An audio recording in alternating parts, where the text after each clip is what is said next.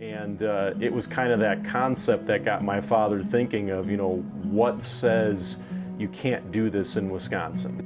And started in the basement of the house. But we actually moved this vineyard building. It used to be at the top of the hill. Oh, wow. Yeah, so this is, where everything kind of happens with the grapes. So here we're kind of on the top of the hill here, on top of one of our drumlins. Yeah, that's really good. I mean, I'm sure they're all good, but this one I like a lot.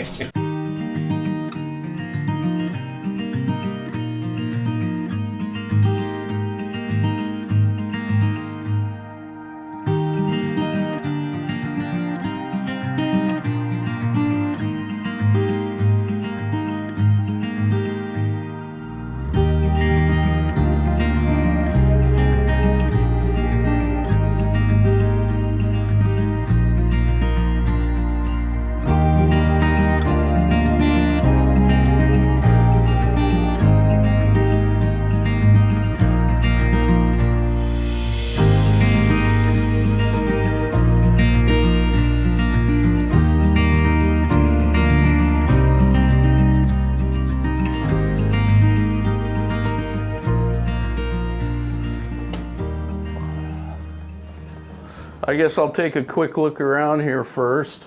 I'd like to do a little wine tasting. I know you got the albums here with this is kind of cool. This is a kind of cool idea here with the albums, with the music. Turntable there. These are some of your wines, huh? Yep, those are our full lineup of wines currently available. Okay.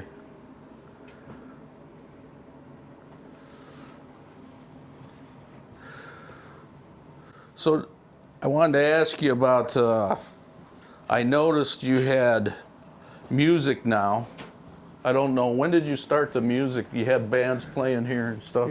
Yeah, so this will be our fourth summer that we're having music here at Edwin Brix. Okay. We've been very consistent with having them on Sundays. Yeah. So Sunday afternoon, starting at 2 o'clock, going until 4:30 is kind of our typical time. But we've got a full lineup of the bands ready again here for this summer, and we'll probably be releasing that schedule here sometime soon. Yeah, so so I've lived, either here or nearby here my entire life. The farm here has actually been in the family since 1893, so we are well over a century farm and everything. Yeah. The farm had dairy cattle up until I believe it was the early 70s. Had beef cattle on the property actually up until about the mid 90s, so always operated as a farm and everything like that. But the vineyard part of it kind of came out of my parents.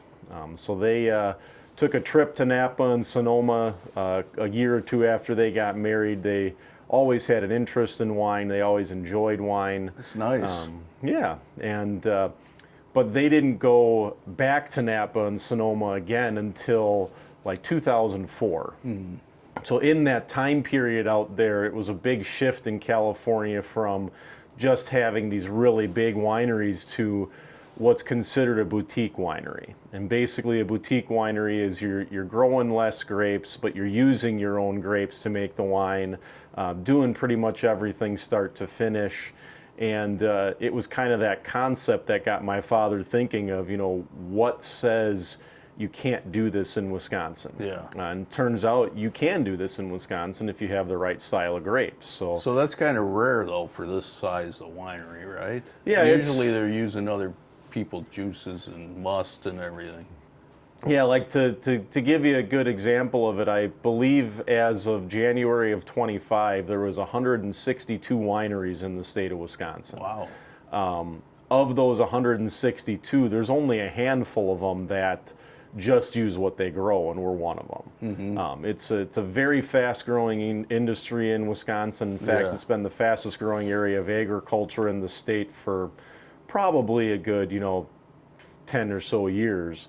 And part of that is because, there's only so many places that you can, add corn and soybeans and wheat and things like that, or, you have something that's specific, like the cherries in Door County or the cranberries up north, and you can't really expand those, whereas, the grapes are not necessarily new in concept, but new in kind of popularity. So, and then I saw on the website that this area here is good for the wine growing, or the grape growing. I mean. Yeah, so when my father was doing his initial research into the area and everything here, he found out that here in Dodge County and northern Jefferson County, we're the highest concentration of what are called glacial drumlins in the world. And basically what a glacial drumlin is, it's when the glaciers came through, this is where it deposited the limestones and kind of these, they're very much kind of a northeast to southwest facing slope, and the big rolling hills through here. Yeah. So very different from the glacial kettles or the ledges and stuff like that. And but the reason he found this so interesting was because the second highest concentration of drumlins is the Finger Lakes region in the state of New York, which has been a very big wine growing area in the country, almost even preceding Napa and Sonoma. And that's just so happens that the farm was right here, huh? Yeah, just so happened that the farm was here. It was, the farm was not, it never intended, necessarily to be growing grapes and stuff like that. It's just kind of worked out that way. Oh, so. That's good. Yeah, that's nice. So you got all your grape wines are grown right here. They are. Your yes. grapes are grown right we here. We grow all of our grapes. We're 100% estate grown. So not only are we growing grapes here on the site, but those are the ones that we're using for our grape wines. Yeah. We're not bringing grapes in from elsewhere to make those wines. Yeah, that's nice. And then, so for the strawberry ones, you're getting from somewhere else. Yeah, so we've got a lineup of fruit wines as well. All of those we bring in from elsewhere, but the strawberry one is kind of a little unique in everything at this point, because we're getting the strawberries from Mayberry Farms over by Mayville, Wisconsin. So getting those as whole fruit, whereas the remainder of our fruit wines we are making them out of juice. But we're still making, bottling, everything like that of those wines here on site. So. Yeah. Oh, nice. Yeah. So it's a small operation, huh? It is. Do you have volunteers, or do you have regular people working all the time, or? Yeah, regular employees is basically family. I'm the vineyard manager here. My sister Jocelyn is the tasting room sales manager. So between her and I, we're here the majority of the time. Yeah. We do have some other people who will come in and bartend if we need some help, or if we are having multiple events or things like that where we're looking to cover some areas. So we do have some outside help, but then we do get a lot of volunteers for bottling and harvest, and those are kind of our two real busy times of the year where we're looking for extra help. Basically setting up an entire assembly line when it comes to bottling, where as I said, we're doing everything here start to finish. So it's everything that goes into getting that wine in the bottle, corking it, packaging it is all being done that day. And on the opposite of that, and so we're bottling in the spring, and we'll pick in the fall. And so picking in the fall, we have people who are coming out, and handful of people who are harvesting, handful of people who are sorting through the grapes and everything like that. And not a whole lot of mechanization here with our operations. Well, that's nice, though. That makes it pretty personal. It does, yeah. And I think it definitely shows people that there's a lot more that goes into a bottle of wine than some people figure. But so what about the pruning and stuff like that? Who does that? And yeah, majority of the pruning is done by myself, but then I do get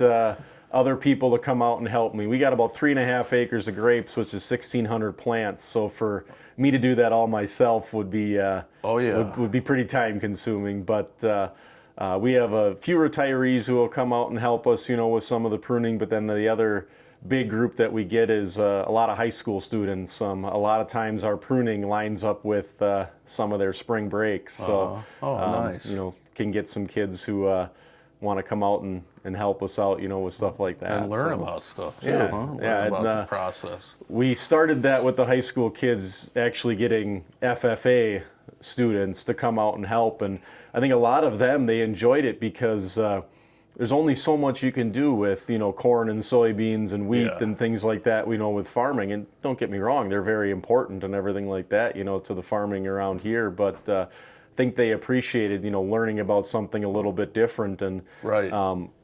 growing grapes and running a vineyard, it's just like any other type of farming. So our tastings, we charge $10 for the tasting, but everybody gets to keep the glass with their tasting, so kind of a nice souvenir, there to take with you. A lot of people will get the comment of, normally couples, they'll come in and one of them will say, we had to come back because so-and-so broke the glass. So they had to come back and get a new one. Well, yeah. But so we charge the $10. You get to keep the glass with it.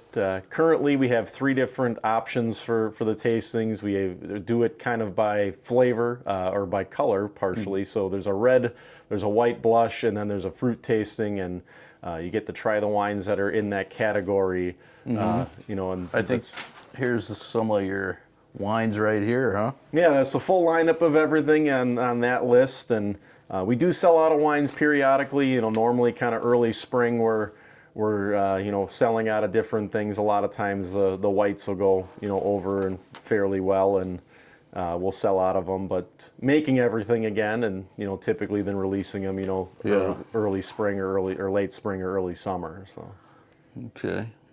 So you're in stock pretty much of everything yeah, right we're in now? stock of it. We're low in stock on a couple of wines, but we always feel that it's not necessarily bad to sell out of something. Sure. And, it's nice to be able to, have the next one, not too far behind it. So. Yeah, yeah. So where are you at right now? This is the end of February. Where are you at right now in the season of anything? Is the pruning done in the fall or done in the spring, or? So we do all of our pruning in the spring.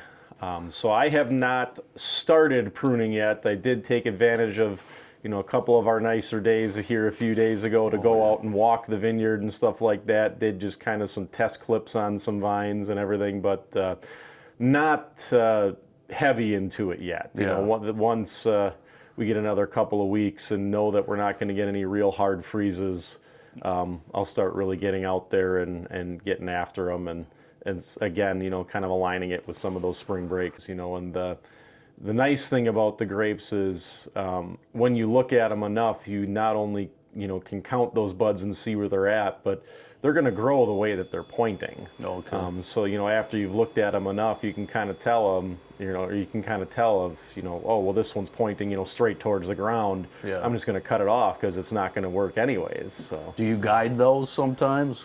Yeah, so after pruning, once the grapes start to grow, we will go through and I call it training the grapes. And basically it's you're taking those vines that have come from those buds. They're now 18 inches to 2 feet long, and you'll start kind of weaving them through the wires that we have out there to guide the grapes, because you kind of want them to grow vertically if you can. So they get pretty bushy, and they'll grow pretty quick if you're not keeping an eye on them. But just like anything else, there's kind of a science to it. You do them too early and they're a little too brittle, and if you wait too long, they're so long that it takes you a lot more time. So. Yeah.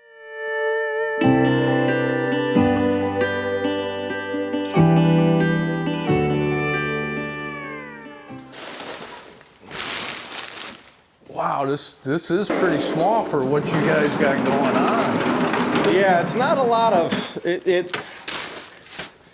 It was nice when we moved everything down here, because initially when we started with tanks this size and the size of this one here. So all of our tanks, they are measured in liters. So these small tanks like this is 320 liters. The big tank back there is 620 liters, and started in the basement of the house. But we actually moved this vineyard building. It used to be at the top of the hill. Oh, wow. Had a building mover bring it down here, set it on the concrete walls, the steel beam and everything like that, for it to be the tasting room. And then we moved all the tanks down here, which allowed us to upsize some of these. The bigger tanks that you see, those arms on the top of them, that's those ones are 1,000 liters. So to put that, in something that more people would understand, that's about 250 gallons of one of the big tanks. So I like that Marquette. I know that's probably one of the famous ones. That one I'm going to try. That is, does that have a little of the oak barrel flavor to it? It does, yeah. So the Marquette personally, it's one of my favorite wines, and it's also the wine that we put a lot of time into it. Marquette, it's a relative to a Pinot Noir, so that's the parent grape for it on the grape varietal side. But all of our hybrids, they tend to be a little acidic.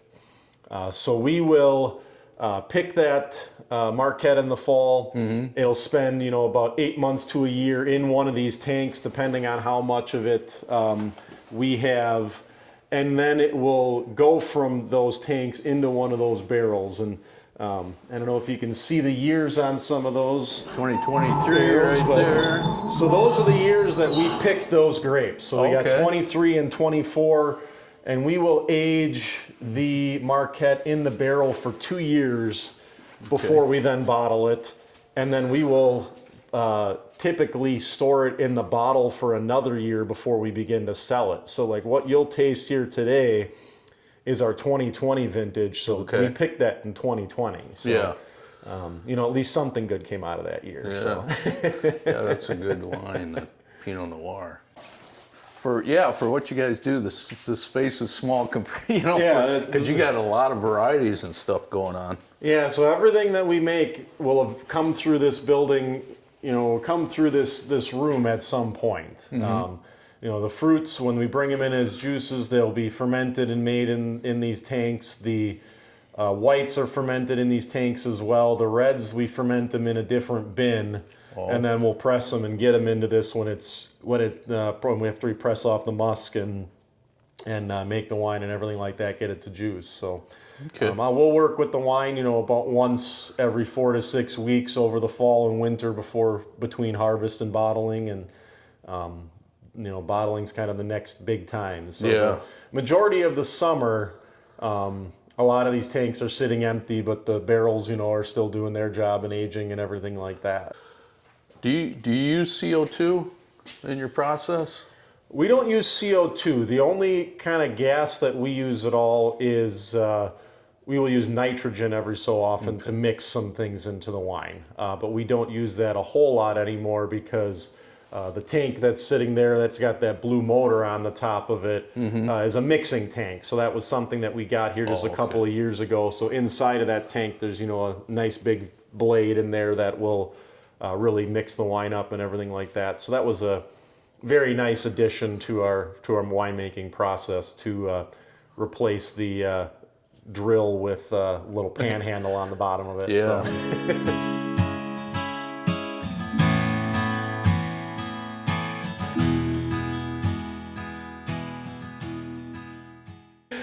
Yeah, so this is, where everything kind of happens with the grapes. So this is our version of how we do the trellis and how we do the growing and everything. So we do all of our grapes which is done by a version of growing called VSP, or vertical shoot positioning. Oh, okay.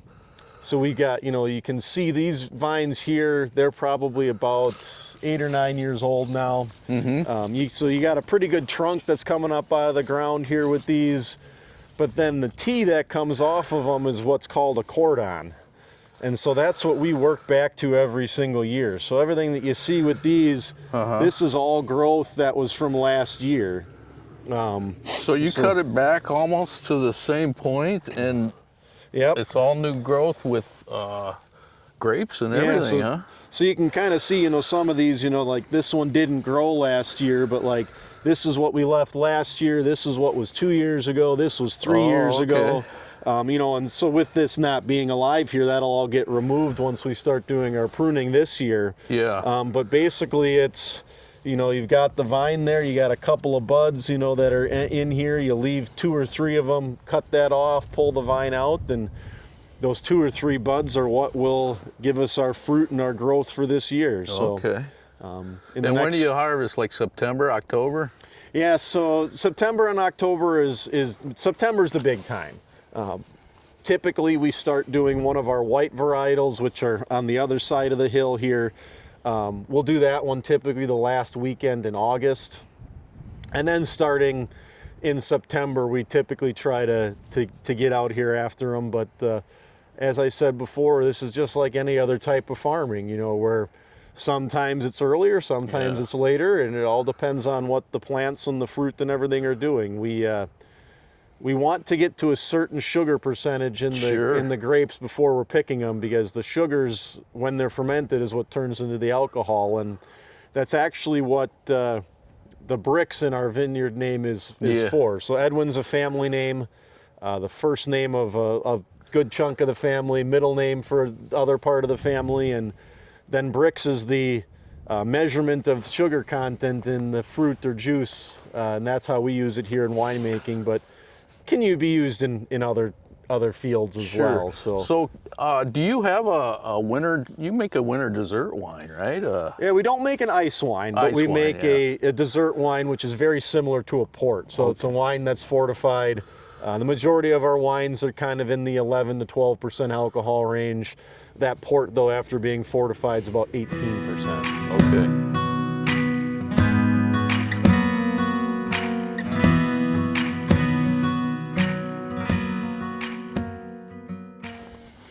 So here we're kind of on the top of the hill here, or on top of one of our drumlins, so you can kind of get a good view of, you know, that terrain that I was talking about. And grapes, they kind of like being on a hill. They kind of like having what some would consider to be not exactly the most desirable soil.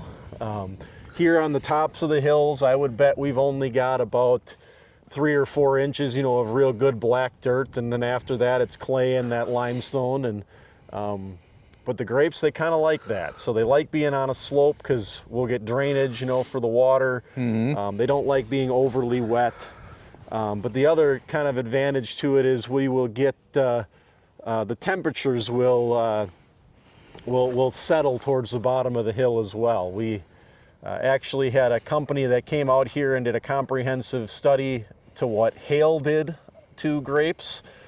They gifted us or gave us a couple of weather stations that we can monitor, and you know, while there's only, you know, 10 or 15 feet, you know, of elevation change here, the temperatures will be different between the top and the bottom of the hill, especially during the winter. Is that what those are over in the corner? That's what those are, yeah. So it's solar collectors, and they've got all kinds of toys that are out there. So there's the temperature, there's wind speeds, there's even one piece that they put on there that was supposed to act like a leaf for, this is how much sun is hitting the leaves of the grapes and things like that. And it was a very interesting study that they did. And so they actually came out here with what kind of looked like a modified leaf blower, and would go up on a scissors lift and shoot different size hail down on top of the grapes.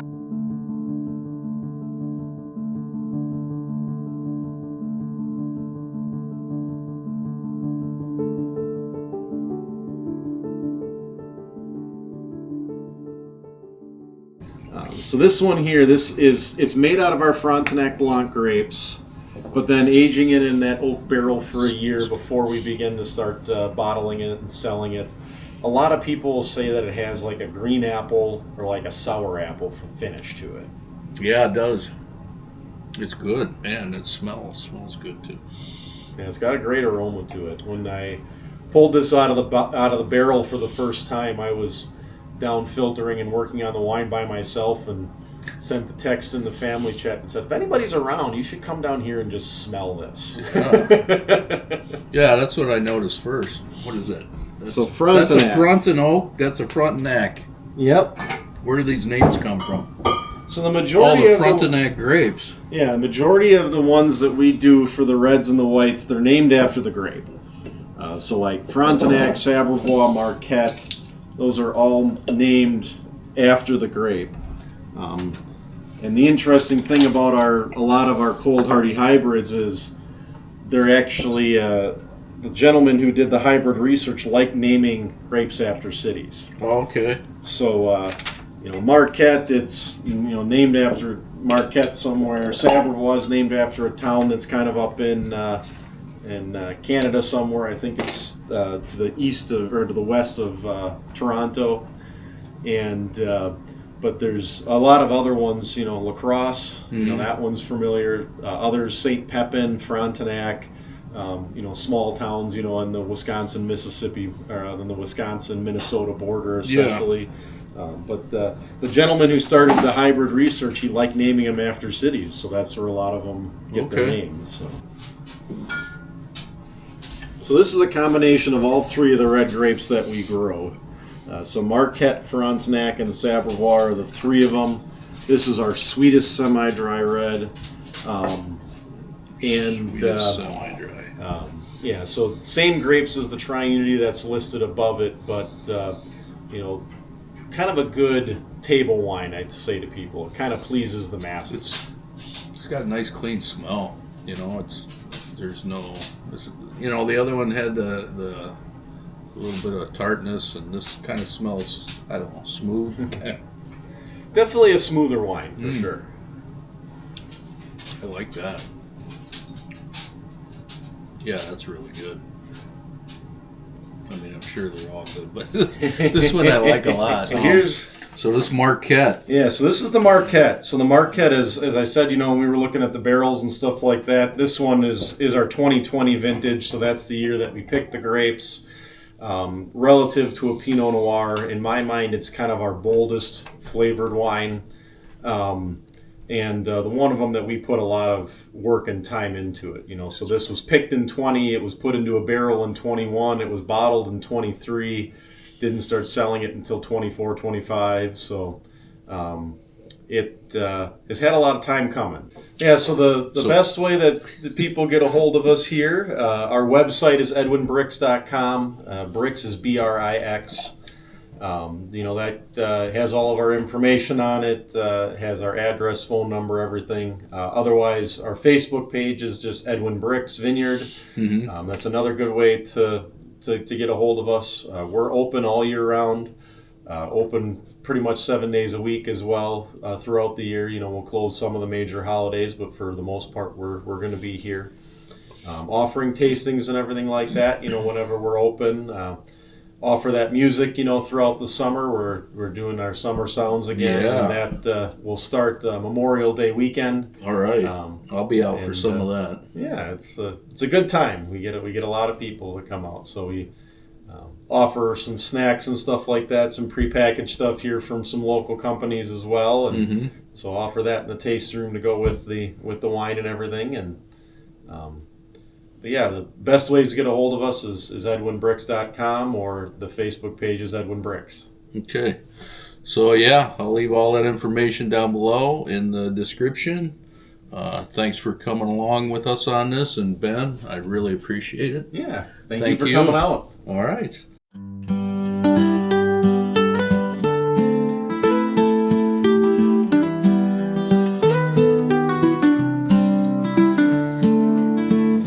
Wandering Wisconsin, where the strengths they shine, from ghost signs to cheese shops and old county lines. Every stop's a story, every town's got a twist. Here on Wisconsin Points of Interest.